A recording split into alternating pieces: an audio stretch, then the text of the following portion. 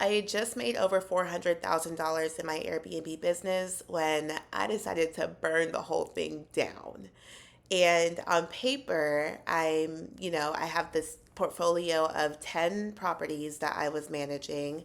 I was across multiple neighborhoods. So I was building out through both Cary and Raleigh, North Carolina. And I had gotten to a point where I was having $20,000 months. And you would think on the outside looking in, like, girl, why would you shut that all down?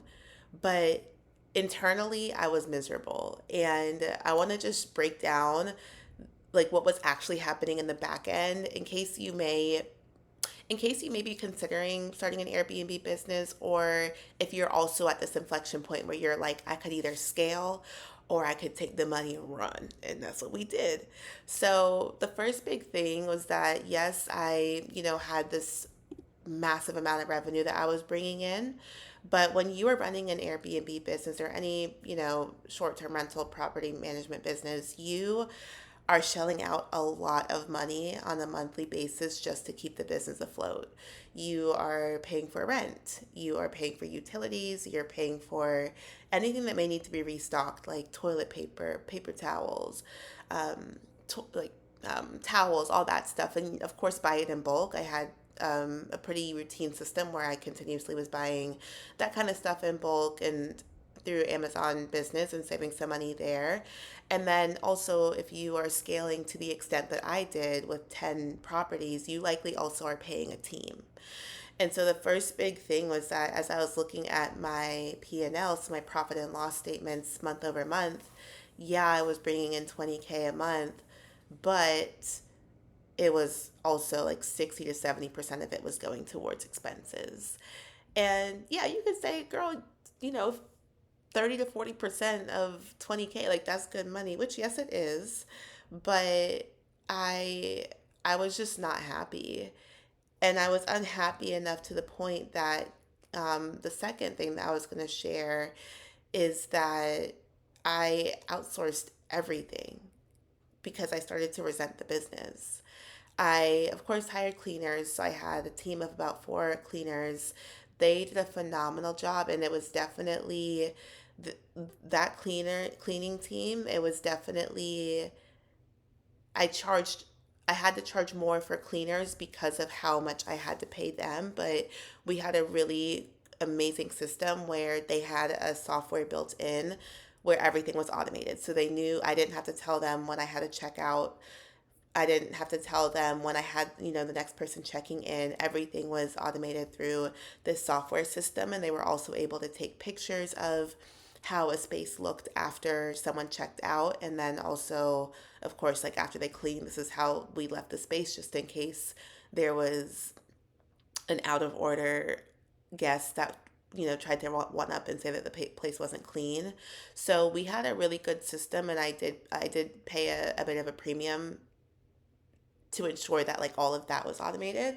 I also had an EA, and so she essentially took care of all of my guest engagements. I got to a point where I dreaded seeing a notification coming from the Airbnb app. When I first started, I was so excited because I was like, oh, is that another guest? And it got to a point, probably when I got to like my sixth or seventh unit, where I was like, God, what do they want this time? And that's no way to run a business, right?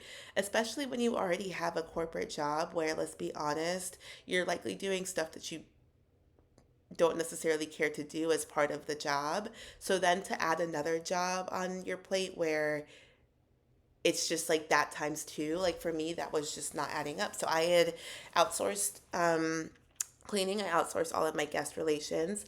I had a CPA who, of course, I gave a CPA for a business where you're bringing in this much money, but she essentially took care of all of my finances, like down to reconciling every single transaction in QuickBooks. And so, literally, the only thing, and I told them, like, everyone had their own group chat without me. And I was like, EA, like if there's anything that a guest flags with cleaning, send it to the cleaning lady. Y'all have your own group chat. Only bring things to me if something's on fire. Like if there is a situation where you cannot handle it on your own, that is when you contact me. But otherwise, I don't exist. And some people will say like you've hit a point of success in your business when you are able to when you're able to outsource and you're able to delegate stuff accordingly. But you should also have some type of heart and like fulfillment that you have internally when you're running the business still. So that was out the window. Um, Another thing was that I started my Airbnb business back in 2022. At this time, there were still tons of travel nurses. Actually, it was late 2021, early 2022. But travel nursing was still really big, and so I was constantly booking travel nurses where they were having like 3 to 4 month contracts at the local hospital. And that was the easiest money because one, after they did their first month with me and wanted to extend, like we had a completely separate conversation where they were paying me directly. So I wasn't having to pay Airbnb after they had completed that first 30-day booking. And then another thing was just like that was months on end where I didn't have to worry about vacancies. So one of the biggest downfalls or one of the biggest ways that you can lose money in an Airbnb business is to be paying for rent for a property that isn't actually being occupied or that isn't actually being booked, so you're not actually making money. So on the flip side of that, my reality was that I did not have that issue at all like when I first started. There were also property management companies who during the pandemic around that time like there were tons of vacancies. So for me to go to a property and be like, "Hey, I can take five of your apartments off of your hands if you give me first 6 weeks free for rent, or if you know, cut my security deposit by 50%." Like they were eager and ready to have people come and be like, as long as you keep the business, as long as you keep the apartment clean, as long as your guests are not disturbing anyone, like we can make this work. And it was an interesting it was an interesting dynamic where me running my business was actually a value add and um, a business gain for them. But what happened was that when apartments started to get more, the vacancy started going down. They were able to get people in to apartments more because now things are shifting with the housing market. People are pivoting more to apartments. And so once they started to get booked up there, it was less of a need or a desire to have an Airbnb or a short term rental host come in. And so what that meant was that a lot of the deals that I was able to do during the pandemic to go, like, okay, let's say, for example, a property was like, okay, I'll give you 2 months free. Like, you will not have to pay rent for the first 2 months if you can take five of our properties and occupy them for at least a year, right? So that saved me, if you think about it, let's say 1,500 a month per property. That's 3K for 2 months times five. That's $15,000 that I was saving just from being able to do a deal where it was a win-win for both parties, right? But whatever things, the tides had shifted and there was no longer a need because people were picking up apartments left and right, then that was no longer an advantage for me.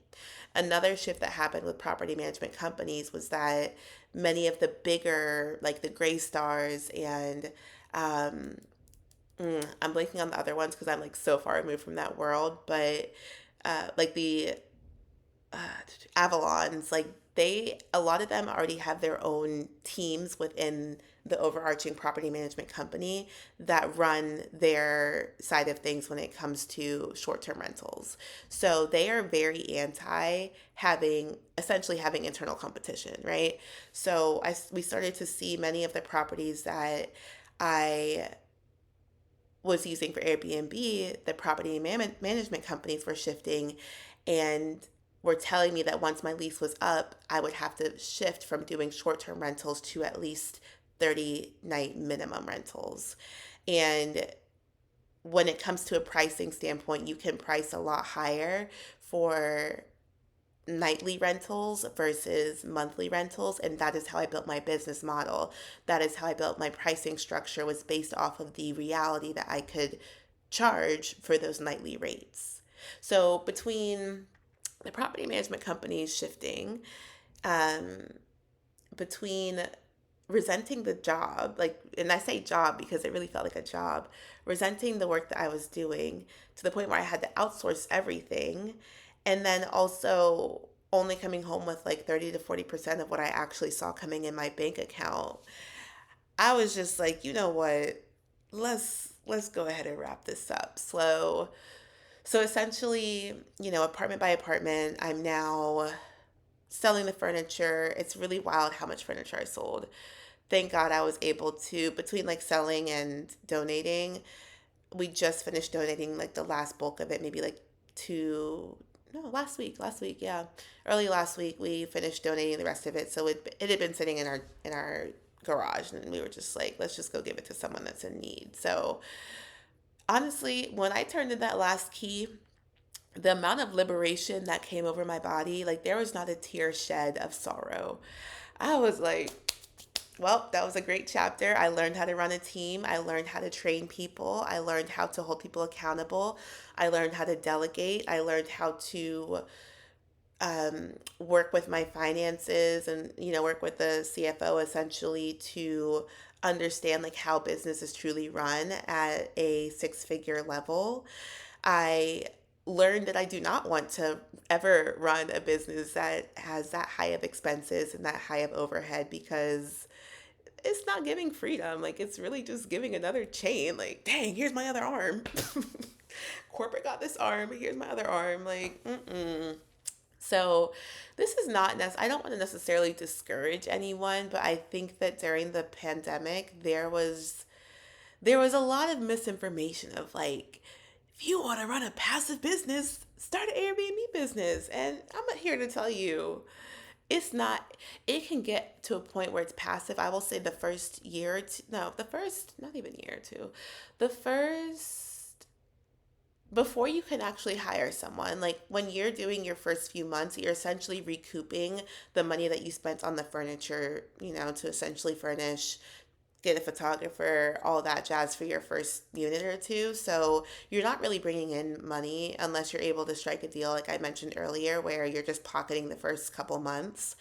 But yeah, like you are finding people on TaskRabbit to clean. You are finding people on TaskRabbit to put up the paintings and all that. Like, it's not really passive until you can actually hire the cleaners, hire someone to run your guest relations, but that takes money, right? So, um, there are definitely several downsides to running an Airbnb business. If you want to just like learn business, I guess, like start one, but in this day and age, unless you have your own property that you own and you're not in an HOA and you're not tied to the decisions of people who may not have your best interest at heart, then I would not recommend it. But if you are like, hey, I don't know, I'm in a neighborhood that doesn't have HOA, I know that I can hire a property manager, or this would be the only thing I'm really working on, then sure. But you can probably tell my stance on this by now. It is definitely a labor of love, quote unquote. And that is that. This has also really opened up capacity for me to really lean into what I do enjoy and to get to a baseline of aligning with those passions and those interests for the next business venture. So that next business venture has been creating my luxury retreat business, where we went to Thailand last year and it was amazing. I actually felt fulfilled in what I was doing. I knew that I was touching the hearts and souls of the people who were paying me, and it was something that was just like so in alignment with what I already do. Like, I already do plan a lot of trips for like friends, 30th birthdays, family trips, like vacations. Like, it's just down my alley. So finding that zone of genius where it's something I love doing, but it's also something I'm really good at, that has been something that I honestly would not have had capacity to even explore had I not taken a step back and shut things down with my Airbnb business. So that is that. And if you have any questions, feel free to drop them in the comment section. And yes, if you like this video, please be sure to like and subscribe, and I will see you in tomorrow's video. Bye.